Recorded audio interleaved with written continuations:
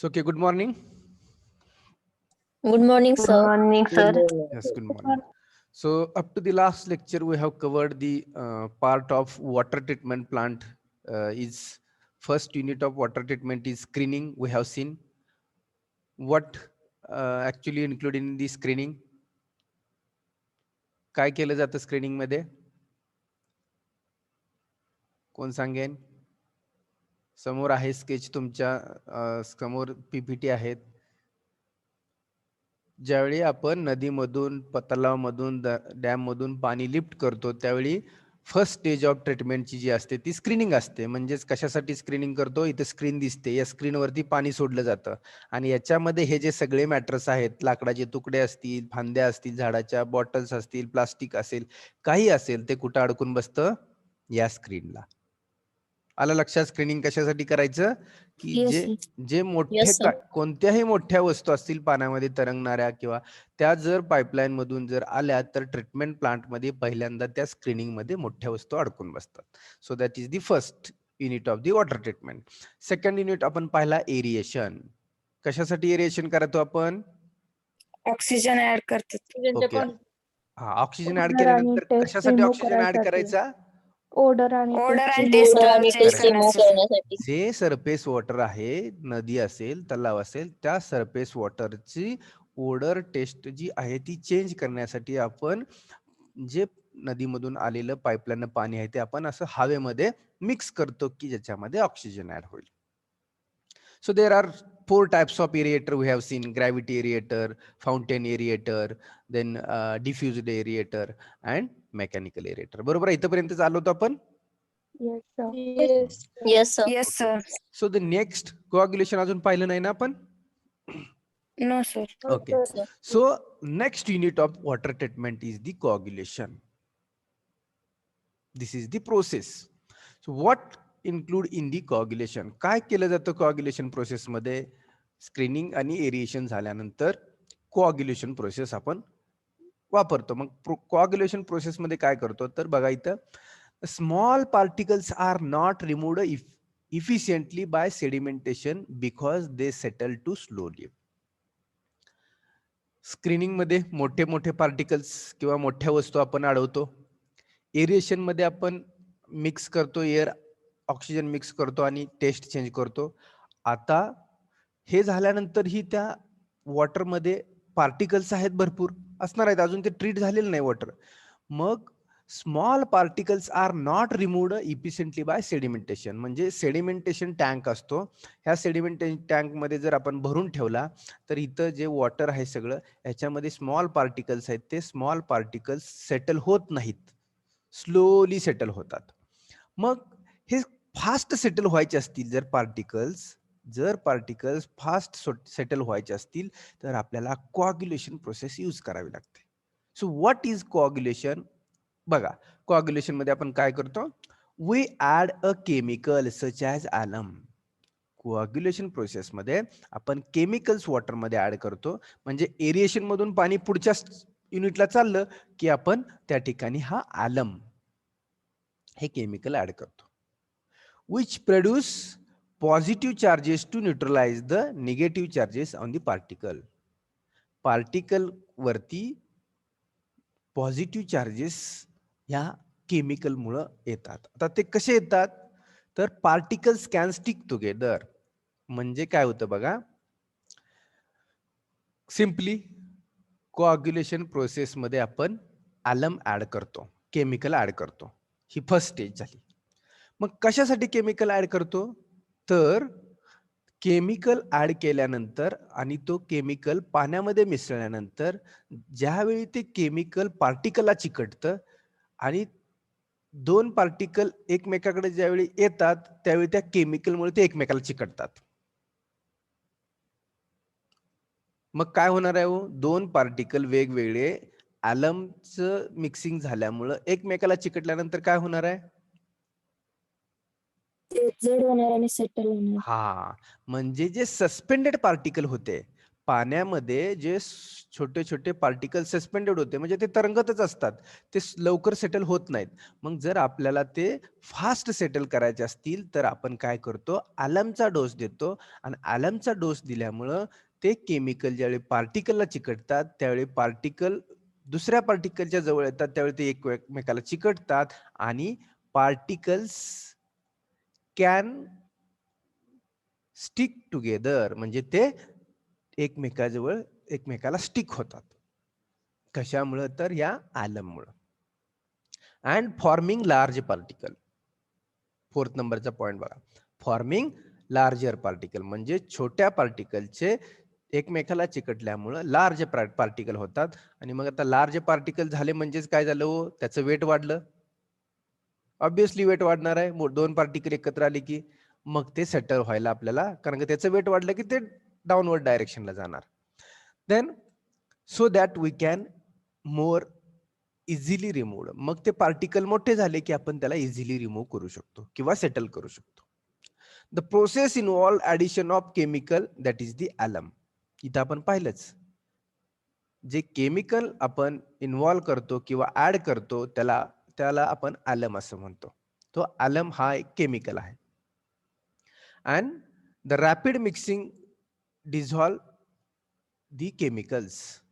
मग सिम्पली कोऑग्युलेशन प्रोसेसमध्ये आपण केमिकल ऍड करतो म्हणजेच ॲलमचा डोस देतो. कशासाठी? तर पार्टिकलला एकत्र येण्यासाठी. That's it. पण फक्त केमिकल एका ठिकाणी ऍड केल्यानंतर सगळ्या पाण्यामध्ये मिक्स होईल का? तर सगळ्या पाण्यामध्ये केमिकल मिक्स होण्यासाठी पुढची प्रोसेस आहे, त्याला आपण फ्लॉक्युलेशन असं म्हणतो.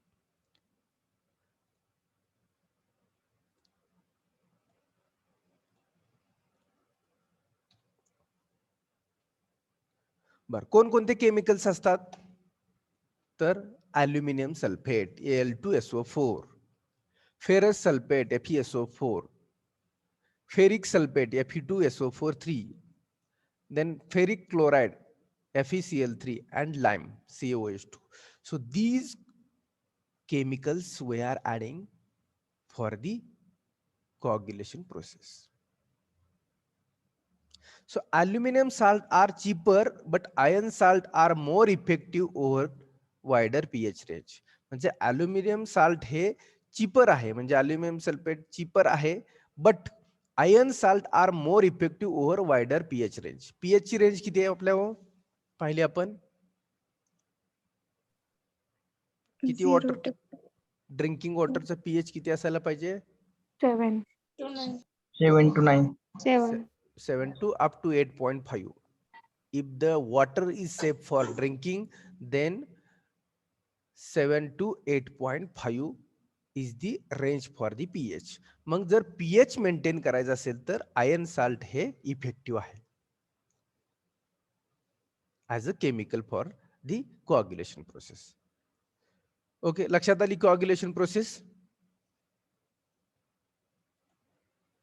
सर्वांच्या लक्ष आली का लक्षात? ओके, आता कोऑग्युलेशन आणि ओके कोऑग्युलेशन अँड फ्लॉक्युलेशन सेकंड युनिट आहे ते, त्याच्या ह्याच्या पुढचा फ्लॉक्युलेशन.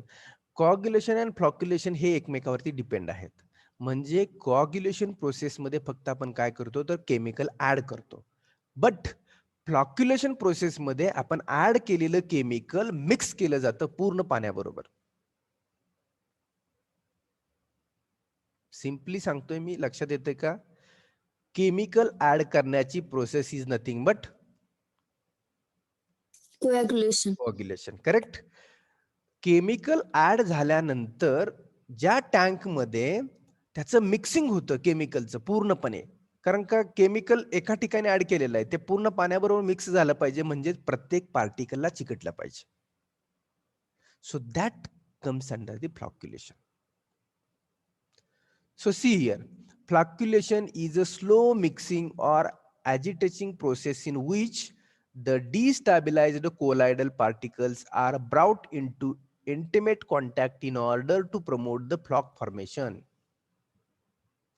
फ्लॉक्युलेशन ही अशी प्रोसेस आहे बघा, इथं रॉ वॉटर ऍट मध्ये येते. रॉ वॉटर म्हणजेच एरिएशन मधून ज्यावेळी पाणी बाहेर पडतं त्यानंतर हे रॉ वॉटर म्हणजेच एरिएशन मधून आलेलं पाणी या फ्लॉक्युलेशन म्हणजे फ्लाय मिक्स मध्ये येतं. हे आहेत पॅडल्स. मग हे पॅडल्स फिरतात. मग ज्यावेळी केमिकल्स आहेत ते केमिकल्स काय होतं तर त्या पूर्ण पाण्यामध्ये मिसळलं जातं. त्यानंतर इथं थोडं हाय स्पीडने फिरतात, त्यानंतर थोडं मिडियम स्पीडने, त्यानंतर लो स्पीडनी हे फ्लॉक्युलेशन बेसिन मध्ये मिक्सिंग होतं. मग मिक्सिंग होतं म्हणजेच काय होतं तर ऍड केलेल्या केमिकलला घुसळलं जातं पाण्यामध्ये की जेणेकरून ते केमिकल्स त्या पर्टिक्युलर पार्टिकल्सला चिटकून बसेल किंवा ते पार्टिकल्स त्या केमिकल बरोबर कॉन्टॅक्ट मध्ये येतील. आणि मग ते पार्टिकल्स ज्यावेळी केमिकलच्या कॉन्टॅक्ट मध्ये येतील आणि परत ज्यावेळी सस्पेंड होत असताना पार्टिकल्स एका दुसऱ्या पार्टिकल जवळ जातील त्यावेळी ते एकमेकाला चिकटतील. आलं लक्षात? फ्लॉक्युलेशन मध्ये काय करतोय आपण मिक्स करतोय त्या केमिकलला पूर्ण पाण्याबरोबर आणि त्याच वेळी ते केमिकल्स पार्टिकलला चिकटणार आहेत. The water flows into a tank with paddles that provide slow mixing. बघा सांगितलं इथं काय सांगितलं की water flows into the tank. ज्यावेळी या टँक मध्ये वॉटर फ्लोज होत असते त्यावेळी with paddle that provide slow mixing. ह्या पॅडल्सनी स्लो असं मिक्सिंग होत असतं. Brings small particles together form larger particles called flocs. काय होतंय मग ज्यावेळी पार्टिकल्स मिक्स होतात आणि त्या पार्टिकल्सला केमिकल्स चिकटतात त्यावेळी स्मॉल पार्टिकल्स एकमेकाजवळ येतात. Small particles come together to form larger particles called floc. Floc कशाला म्हणायचं? जेव्हा स्मॉल पार्टिकल लार्जर पार्टिकल्स सोबत हा मिक्स होतात. हा ज्यावेळी स्मॉल पार्टिकल्स एकमेकाला कनेक्ट होतात मीट होतात त्यावेळी त्याच्यामधून जो पार्टिकल्स तयार होतो लार्जर साईजचा त्याला आपण फ्लॉग असं म्हणतो. Mixing is done quite slowly and gently in the flocculation step. Flocculation step मध्ये काय होतं तर हे पार्टिकल्स एकमेकाला चिकटले जातात. If the mixing is too fast, बघा जर मिक्सिंग फास्ट असेल ही स्लो प्रोसेस होते. जर मिक्सिंग फास्ट असेल the flocs will be break apart into small particle that are difficult to remove by sedimentation or filtration. म्हणजे जर ही प्रोसेस आपण खूपच फास्ट केली तर जे ऑलरेडीचे पहिले पार्टिकल्स आहेत ते पार्टिकल्स ही कट होतील आणि सेडिमेंटेशन आणि फिल्ट्रेशन मध्ये परत ते सेटल व्हायला आपल्याला डिफिकल्टी येईल. जस्ट मिनिट बी. हा एक minute.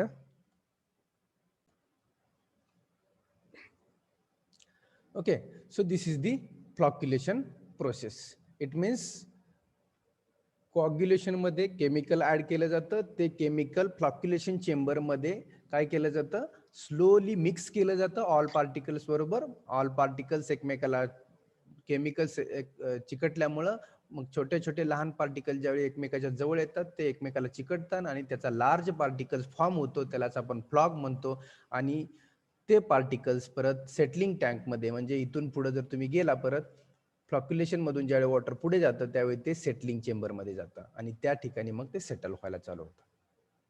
Okay, got it flocculation? Yes sir. Yes sir. Okay, so now next is the sedimentation.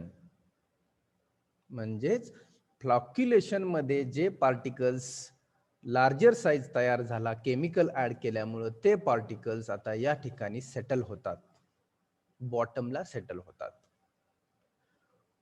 म्हणजेच हा जो युनिट आहे तो खूप मोठा युनिट असतो आणि या ठिकाणी जे वॉटर आहे ते शांत असं वॉटर, त्याला कोणत्याही डिस्टर्ब केला जात नाही. या ठिकाणच्या पाण्याला एक इनलेट असतो एक आउटलेट असतो. 3 hours 4 hours हे वॉटर कंटिन्युअसली शांत असं ठेवलं जातं आणि जे पार्टिकल्स मोठे झालेले आहेत ते पार्टिकल्स हळूहळू हळूहळू डाऊनवर्ड साईडला या टँकच्या बॉटमला सेट होतात. आणि मग सेट झाल्यानंतर जे वरचं पाणी आहे ते कसं असणार आहे? स्वच्छ असणार आहे, बरोबर आहे की नाही? Yes, sir. पार्टिकल्स जर खाली जायला लागले तर वरचं पाणी कायम स्वच्छ राहतं. आपण पाहिलं असेल एखाद्या ग्लासमध्ये किंवा एखाद्या घरातील आपल्या तांब्यामध्ये आपण जर पाणी भरून ठेवलं, त्याच्यामध्ये थोडी जरी काय पार्टिकल्स असतील तर 1 तास जर ठेवलं तर आपण काय होतो? हळूहळू हळू ते पार्टिकल्स बॉटमला सेट होतात. होतात. So same process here, but आपल्या घरातला काय असतो? एक पिंप असतो किंवा तांब्या असतो, पण इथं काय आहे? एक मोठा टँक आहे की ज्या टँकचं पाणी पूर्ण सिटीला आपल्याला पोहोचवायचं. Are you getting? Yes, sir. Okay.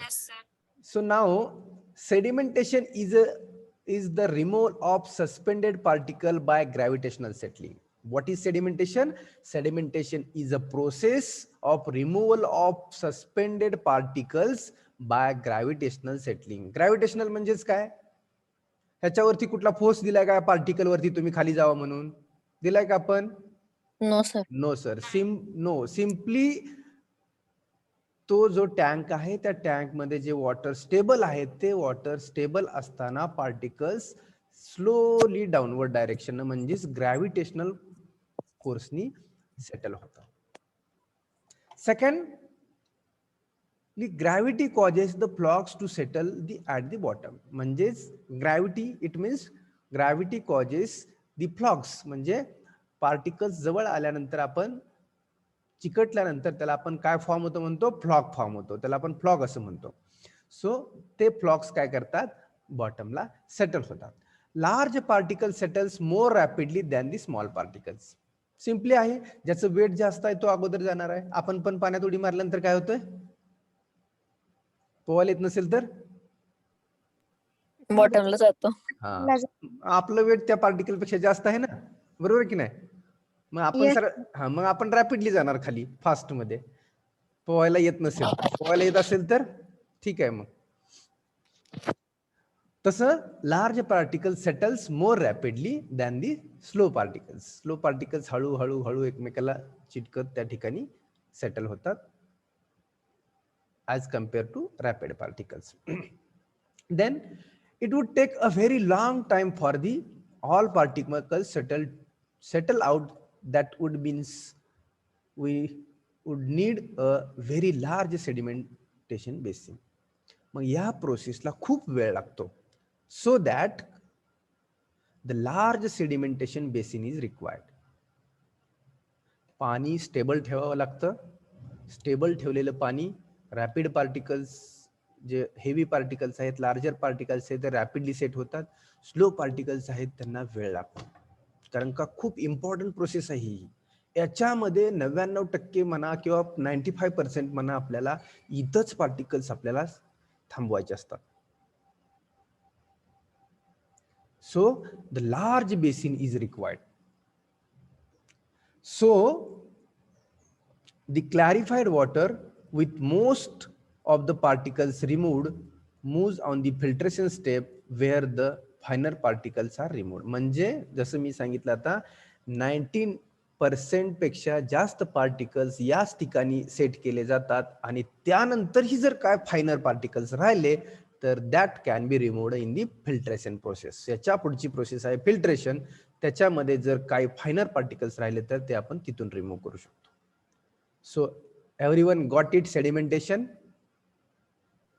Yes, sir. Yes, sir. Okay.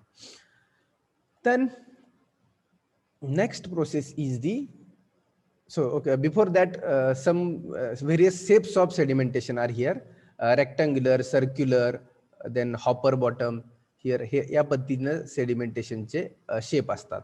हा येतो रेक्टँग्युलर आहे, म्हणजे या रेक्टँग्युलर इथून इनलेट आहे तुमचा वॉटरचा, इथून आउटलेट आहे म्हणजे, आणि इथून तुमचं स्लज कलेक्शन, म्हणजे जे इथं खाली जे डार्क दिसतंय हे तुमचं काय आहे तर पार्टिकल सेट झालेले आहेत. मग स्टेबल वॉटर असताना पार्टिकल्स हळूहळू डाऊनवर्ड डायरेक्शनने येत राहतात, इथं सेट होतात आणि तिथून परत ते पाणी काढल्यानंतर हे या डायरेक्शननी इथं कलेक्शन, स्लज कलेक्शन, आणि ज्यावेळी मग फिल्टर झालेलं वरचं वॉटर आहे ते या बाजूला कलेक्ट केलं जातं आउटलेटला. सिमिलरली हा सर्क्युलर आहे. सर्क्युलर म्हणजे अशा पद्धतीचा, हा रेक्टँगल झाला, हा सर्क्युलर आहे. तर सर्क्युलर मध्ये सुद्धा वॉटर आहे सेंटरने वर येतं आणि त्यानंतर दोन्ही डायरेक्शनला स्प्रेड होतं वॉटर, आणि त्यानंतर हळूहळू पार्टिकल्स परत या ठिकाणी सेट होतात. सेट झालेले पार्टिकल्स परत या ठिकाणून स्लज काढून घेतला जातो आणि वॉटर आउटलेटचं बाहेर घेतलं जातं. सिमिलरली हा हॉपर टाईप आहे. हॉपर म्हणजे थोडक्यात ट्रापेझॉइडल पाहतो आपण तसे, अशा पद्धतीचा हा हॉपर आहे. इथं पण सेम इनलेट आहे वॉटरचं. इथं वॉटर पूर्णपणे या एरियामध्ये असतं, ते हळूहळू सेट होतं आणि इथून परत स्लज कलेक्शन होतं. So these are the shapes of the sedimentation tank. तो टँक कसा असतो तर या वेगवेगळ्या शेपमध्ये आपण तो कन्स्ट्रक्ट करू शकतो. Okay. So the next process is the filtration. Next process is the filtration. So now what is actual done in the filtration process? So after the sedimentation, whatever finer particles are remained, that particles are removed in the filtration process. Sedimentation मधून राहिलेले काय फायनर particles असतील तर ते filtration process मध्ये remove केले जातात. मग ते कसे रिमूव्ह केले जातात तर त्याला फिल्टर बेड, म्हणजे इथं जसं की आपण चर्चा केली होती का की मी तुम्हाला बहुतेक एक्झाम्पल सांगितलं, झऱ्यातील पाणी आपण म्हटलं कसं झालेलं असतं, पूर्णपणे फिल्टर होऊन येतं. आपण बहुतेक चर्चा केली होती. हा, आपण पाहतो की झऱ्यातलं जे पाणी असतं ते पाणी खूप स्वच्छ असतं. का तर ते मातीच्या बेड मधून पाझरून आलेलं पाणी असतं, ते पर्कोलेशन होऊन आलेलं पाणी असतं. सिमिलरली आपण काय करतो, फिल्ट्रेशन युनिट जो असा असतो की इथून इनलेट देतो. फिल्ट्रेशन युनिट मध्ये सँड, ग्रॅव्हल म्हणजे सगळ्यात लहान छोटीशी वाळू, त्याच्यानंतर थोडी मोठी वाळू असेल, ग्रॅव्हल असेल, आणि याच्यातून आपण वॉटर पास करतो आणि परत ते आउटलेट घेतो. मग काय होतं या प्रोसेस मध्ये, कोण सांगेन? पार्टिकल्स त्यात अडकून बसतात. Right.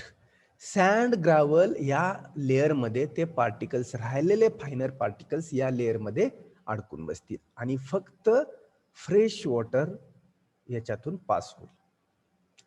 So the filtration, the process of passing water through the beds of such granular material is non as filtration. Filtration म्हणजेच काय?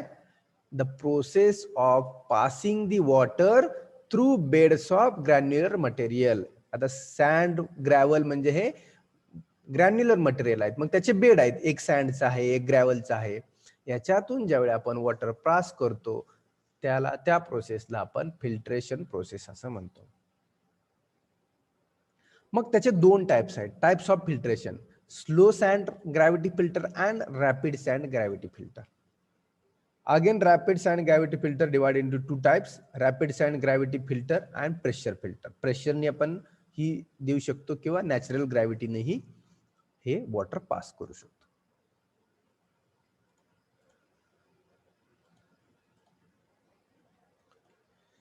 So this is the slow sand filter.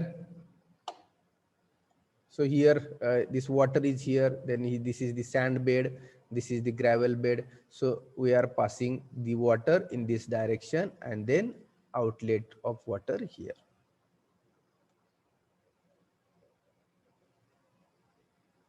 This is the inlet chamber. म्हणजे inlet chamber, इथून water हे आतमध्ये येतं, परत यातून सगळं वॉटर पास होतं या सगळ्या लेअर मधून. This is the one single layer, this is the second layer, याच्यातून पास होतं आणि परत ते पास झालेलं वॉटर आउटलेटला कलेक्ट केलं जातं. This is the slow sand filter. कारण का ह्याचा डिटेल स्टडी, याचं डिटेल डिझाईन हे थर्ड इयर इंजिनिअरिंग मध्ये आहे. तुम्हाला फक्त स्लो सँड फिल्टर कसं आहे हे पाहायचं. याच्यावरती तुम्हाला असा डायरेक्ट स्लो सँड फिल्टरवरती क्वेश्चन विचारला जाणार नाही. तो क्वेश्चन थर्ड इयर इंजिनिअरिंग मध्ये स्लो सँड फिल्टरवरती सेपरेट नोट विचारली जाऊ शकते, पण तसं तुम्हाला विचारलं जात नाही. So just see the sketch कसा असतो पाहण्यासाठी. Then this is the rapid sand filter. काही फरक नाहीये, थोडासा चेंज आहे, बट त्याचं डिटेल डिझाईन कन्स्ट्रक्शन हे थर्ड इयर इंजिनिअरिंग मध्ये आहे. So same here you can see this is the water level. After this water, the water pass through this sand and gravel bed. After that, the water is collected to the tank, water tank. Now one more thing is here. Filter water कसं झालं हे लक्षात आलं तुमच्या? या bed मधून water pass झालं की ते फिल्टर झालं, that's it. But yes sir. Okay, याच्यातून पास झाल्यानंतर ते फिल्टर झालं. But next here one question is, इथे या ठिकाणी क्वेश्चन आपल्या सर्वांना आला पाहिजे की आज आपण याच्यातून वॉटर पास केलं, उद्याही पास करणार आहे, रोज ट्रीटमेंट होणार आहे, मग पार्टिकल्स त्याच्यामध्ये अडकून राहतील की रोज? राहणार की नाही? Yes sir. Yes, sir. मग नेक्स्ट पुढच्या टाइम ज्यावेळी आपण ते टाकणार, ज्यावेळी वॉटर हे करणार आहे त्यावेळी तो बेड खराब होऊन जाईल ना, सँडचा लेअर किंवा ग्रॅव्हलचा लेअर खूप Yes, sir. पार्टिकल्स अडकून. मग ते पार्टिकल्स कसे बाहेर काढायचे, त्याची प्रोसेस आहे, त्याला बॅक वॉशिंग असं म्हणतात. बॅक वॉशिंग म्हणजे जनरली काय करतो आपण, इनलेट देतो, इनलेट मधून इथं वॉटर येतं, हे वॉटर डाऊनवर्ड डायरेक्शन म्हणजेच ग्रॅव्हिटीनं या लेअर मधून पास होतं, आणि पास होत असताना काय होतं, सगळे पार्टिकल्स या बेड मध्ये अडकून बसतात. बरोबर आहे? ही झाली फिल्ट्रेशनची प्रोसेस. आली का सर्वांच्या लक्षात?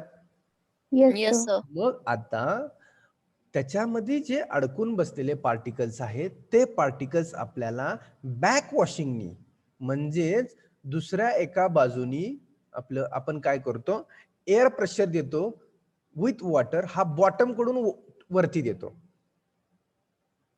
बघा, बॅक वॉशिंगची एक पाईप, ही बॅक एअर कॉम्प्रेसर इथं आहे, करेक्ट. या ठिकाणी एअर कॉम्प्रेसर आहे, मी अंडरलाईन केली. या एअर कॉम्प्रेशन मधून एअर पास केली जाते. ती एअर अपवर्ड डायरेक्शनला पास केली जाते. म्हणजे काय होईल हो, जर खालून अपवर्ड डायरेक्शनला एअर पास केली आपण, पाणी फिल्टर झाल्यानंतर, फिल्ट्रेशन प्रोसेस पूर्ण झाली की इथलं पाणी काढून घ्यायचं सगळं. मग परत हे बॅक वॉशिंग, जो मी आता वर्ड सांगितला बॅक वॉशिंग, इकडून एअर अशी अपवर्ड डायरेक्शनला सोडली जाते. ह्याच्यावरून काय होईल हो, खालचे Sand particles. पार्टिकल्स वर येतील. हा, जे अडकलेले पार्टिकल्स आहेत ते पार्टिकल्स पाणीही प्रोव्हाइड केलं जातं त्याच्याबरोबर, ते पार्टिकल्स परत बाहेर येतील आणि ते बाहेर पाडले जातात. नंतर जे अडकलेले पार्टिकल्स आहेत ते बाहेर पडले जातात आणि ते पाणी बाहेर काढून टाकलं जातं. ते खराबच वॉटर असतं. म्हणजे परत बेड तुमचा काय झाला, स्वच्छ झाला. बरोबर आहे? सँडचा लेअर असेल किंवा ग्रॅव्हलचा लेअर असेल, काय होणार तुमचा, एअर प्रेशरमुळे पार्टिकल्स परत बाहेर निघून जाणार आहेत. म्हणजे हा बेड परत स्वच्छ झाला. आलं का लक्षात? Yes sir. त्याला बॅक वॉशिंग असं म्हणतात. आणि बॅक वॉशिंग केलं नाही तर काय होईल हो, बेड खराब होऊन जाईल आपला हा सँडचा आणि ग्रॅव्हलचा लेअर. त्यामुळं कंपल्सरी प्रत्येक प्रोसेस झाल्यानंतर फिल्ट्रेशनची बॅक वॉशिंग हे केलंच जातं. येते ना लक्षात? Back washing, Yes, sir. Back washing, filtration करायचं, लगेच बॅक वॉशिंग करायचं. तो जो लेअर आहे सँडचा आणि ग्रॅव्हलचा तो क्लीन ठेवला जातो. तिथं फक्त तीच लेअर, वाळू आणि ग्रॅव्हल हे दोनच लेअर, फायनर पार्टिकल सगळे परत रिमूव्ह केले जातात. बॅक रिपीट, जसं पाणी आतमध्ये येतं तसंच पाणी बाहेरही काढलं जातं. पण ते बाहेर काढायला पाणी जास्त लागत नाही, थोडंच पाणी लागतं. त्याला बॅक वॉशिंग म्हणतात. आलं लक्षात? So this Yes, is Yes, sir. sir. so this is the filtration process. आणि फिल्ट्रेशन प्रोसेस मधून नंतर मग पाणी तुमचं ऍक्च्युअल टँकला, इथं टँक आहे बघा, wash water storage tank, wash झालेले जे वॉटर आहे त्याचा हा स्टोरेज टँक आहे की जे इथून ते इथं येतं. ओके, नाउ नेक्स्ट युनिट और next process is a disinfection. काय दिसतंय हे? कोरोनाचा विषाणू आहे का? येस. Yes, sir. कसा दिसतोय? सेम तसाच आहे का? हा Yes, sir. सर. हा सेमच आहे. असाच दाखवला जात होता बहुतेक आपल्याला टीव्ही वरती. आपण जो पाहत होतो तो बहुतेक असाच कोरोनाचा विषाणू दिसत होता. अजून आहे बहुतेक, पण आपण त्याची केअर घेत नाहीये सध्या. पण घ्या केअर सर्वजण. Okay, so what is disinfection? याच्यावरून काय लक्षात आलं तुम्हाला? फिल्टर तर झालं वॉटर आता, मग डिसइन्फेक्शन प्रोसेस काय? What is disinfection? Bacteria and diseases. Correct. पाणी फिल्टर झालं पण बॅक्टेरिया असतील त्या पाण्यामध्ये. So the bacterias are very dangerous for our health. So that bacterias are removed और पॅथोजेनिक जर्म्स म्हणजे जंतू काय असतील, that we have to remove in this process disinfection. बघा, the filtered water may normally contain some harmful diseases producing the bacteria in it. मग filtered water मध्ये सुद्धा इथं लिहिलेलं आहे, the filtered water may normally content, normally filter water मध्ये सम harmful diseases producing bacteria, जे bacteria काय असतील की आपल्याला हार्मफुल डिसीजेस प्रोड्यूस करू शकतील, असे बॅक्टेरिया फिल्टर्ड वॉटर मध्ये सुद्धा असू शकतील. So these bacteria must be killed in the order to make water safe for the drinking. जर ते वॉटर सेफ फॉर ड्रिंकिंग आपल्याला म्हणायचं असेल तर we have to remove or kill these particular bacteria. ते बॅक्टेरिया किल करणं आपल्याला गरजेचं आहे. If we have to use this water for drinking purpose. So the process of killing this bacteria is known as a disinfection, sterilization. Simple आहे. Disinfection process म्हणजेच काय? The process of killing bacteria. Bacteria. मग ते kill कसे केले जातात? So here written at the last, chlorination म्हणजे store केलेल्या पाण्यामध्ये आपण क्लोरीन ऍड करतो. क्लोरीन ऍड केला की all the bacteria we can kill. So here written, enough chlorine is added so that some remains to go out in the water distribution system, protecting the public ones. Public ला protect करण्यासाठी we have to add the chlorine in the water before distribution. Distribution करायच्या अगोदर आपण पाण्यामध्ये chlorine add करायचा की ज्याच्यामुळे public protect होतील. That's it. So what is doing in the disinfection process? आपण काय करतो डिसइन्फेक्शन प्रोसेस मध्ये? क्लोरीन ऍड केला जातो. करेक्ट. आणि त्याचा पर्पज काय? To kill the kill the bacteria. Bacteria kill करण्यासाठी क्लोरीनचा डोस दिला जातो. That is the disinfection process. So here if you see these are the bacterias.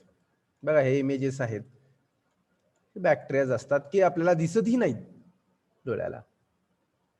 So that bacteria we have to kill by adding the chlorine, Cl2, chlorine. Okay, so this is the process of disinfection. Disinfection. Correct. So now next is the water softening. Next process is the water softening. So this is required or not required. Sometimes this is required, sometimes this is not required. So up to disinfection, the process is very important. Disinfection जे आपण last unit पाहिला त्या unit पर्यंतची process आहे ती इम्पॉर्टंटच आहे. इथून पुढची जी आहे वॉटर सॉफ्टनिंग, आता ही कधी लागते? So water is said to be hard when it contain relatively large amount of bicarbonates, carbonates, sulfates and chlorides of calcium and magnesium dissolved in it. Water हे हार्ड आहे, म्हणजेच वॉटरचा हार्डनेस हा जास्त आहे, किंवा आपण मराठीमध्ये म्हणतो क्षारांचं प्रमाण जास्त आहे. म्हणजेच काय तर hardness of water. So this is not required for the surface water. This is not required for the surface water. ज्यावेळी सरफेस वॉटर ट्रीट करतो त्यावेळी लागत नाही. आपण जी आता सगळी प्रोसिजर पाहिली ही सरफेस वॉटरचीच ट्रीट करायची पाहिली. मग सरफेस वॉटर कोणकोणते सांगितले मी तुम्हाला? कुठून कुठून आपण सरफेस वॉटर कलेक्ट करतो? रिव्हर, लेक, डॅम्स मधून. जिथं जिथं आपण पाणी साठवून ठेवलेलं आहे की जे पाणी आपल्याला पिण्यासाठी वापरायचं आहे त्या पाण्यावरची, ते म्हणजे सरफेस वॉटरवरचं जे पाणी आहे त्याची आपण ट्रीटमेंट करतो. आता जेवढे काय युनिट पाहिले आपण, screening, aeration, coagulation, flocculation, sedimentation, filtration, these all the units used for the treating surface water. कारण का सरफेस वॉटर वरतीच बॅक्टेरिया किंवा जे काही तुमचे पार्टिकल्स आहेत जास्त असतात. आता सरफेस नंतर राहिलं दुसरं कोणतं वॉटर हो?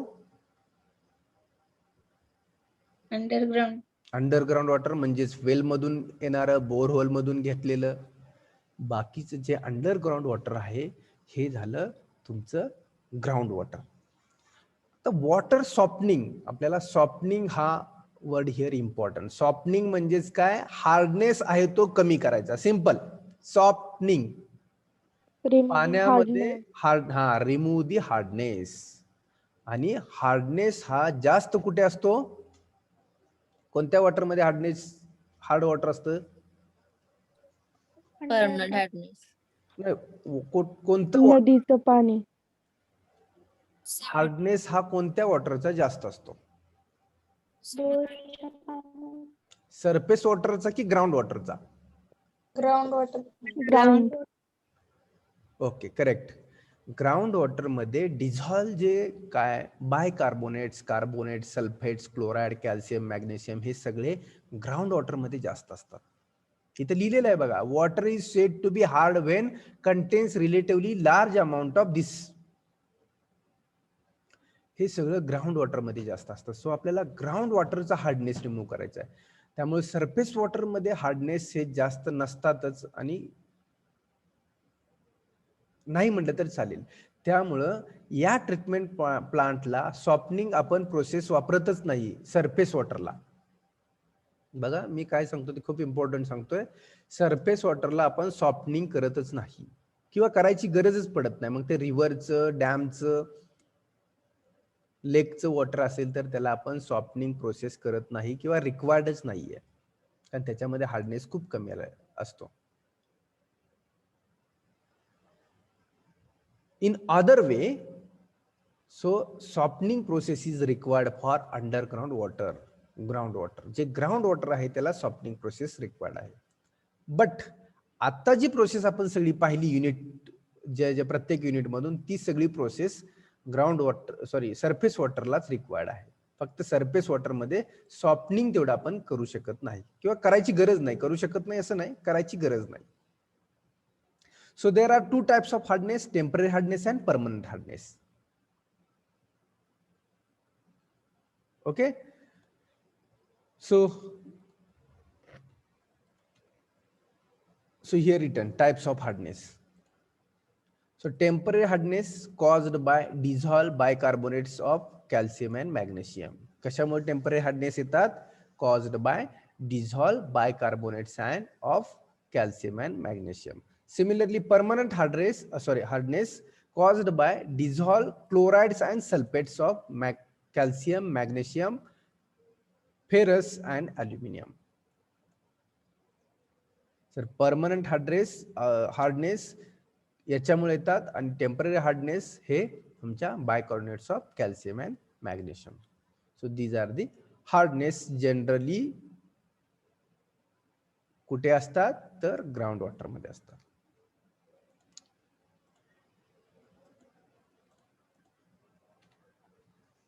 So how to remove the hardness? So removal of temporary hardness. कसा टेम्पररी हार्डनेस आपण रिमूव्ह करतो म्हणजे bicarbonates of calcium and magnesium कसे रिमूव्ह करतो?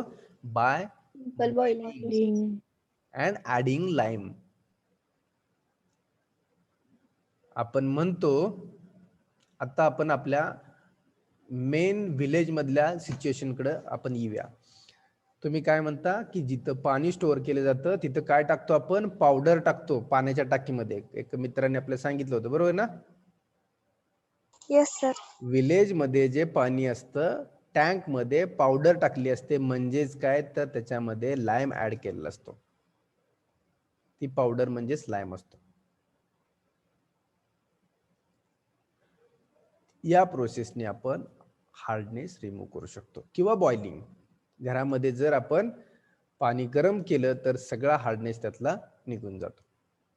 Other way we have to add the lime, then we can remove the hardness. मग village मध्ये जे पाणी येतं ते आपल्या वेल मधूनच असतं कंपल्सरी. त्याच्यामुळे तिथं हार्डनेस असणारच आहे. तो हार्डनेस आपल्याला एकतर बॉइलिंगनी किंवा लाईम टाकून तो रिमूव्ह करायला पाहिजे. देन रिमूव्हल ऑफ परमनंट, परत डबल परमनंट टेम्पररी वर्ड झालेला आहे, ऍक्च्युली परमनंट वर्ड पाहिजे. So removal of permanent hardness, lime soda process. Permanently remove करायचे असेल तर lime soda process, zeolite process and demineralization or deionization process. So that process we have to use. So by using such processes we can remove the hardness of water. Okay, so